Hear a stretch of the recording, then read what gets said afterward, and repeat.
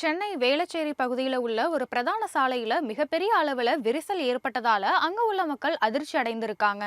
Velachery 178வது ward பகுதிக்கு உட்பட்ட சேஷாத்ரிபுரம் பிரதான சாலை அந்த பகுதி மக்களோட போக்குவரத்துக்கு அதிகம் பயன்படக்கூடியது. இந்த சாலையை ஒட்டி அமைந்திருக்கும் ஒரு காலி நிலத்துல தனியார் நிறுவனம் அடுக்குமாடி கட்டடம் கட்டும் பணியில ஈடுபட்டிருக்கு. இதற்காக சுமார் 60 அடி ஆழத்திற்கு பள்ளம் தோண்டப்பட்டு பணிகளும் நடந்துகிட்டு வருது. இதுல ஏற்பட்ட அதிர்வு காரணமா சேஷாத்ரிபுரம் சாலையில மிகப்பெரிய விரிசல் ஏற்பட்டது.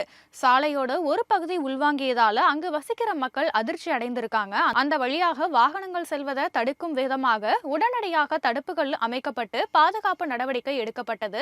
சம்பவம் பற்றிய தகவல் அறிந்தும் மாநகராட்சி அதிகாரிகள் அங்கு சென்று ஆய்வு செய்திருக்காங்க. இதே போல சென்னை புளியந்தோப்பு பகுதிகளிலும் சாலையில பள்ளம் ஏற்பட்டிருக்கு.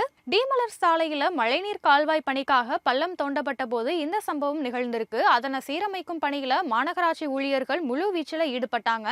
சென்னை மாநகரத்தோட சில பகுதிகளில் உள்ள வீடுகளில் மெட்ரோ ரயில் சுரங்க பணிகளால ஏற்கனவே இது போன்ற விரிசல் சம்பவங்கள் ஏற்பட்டிருக்கு.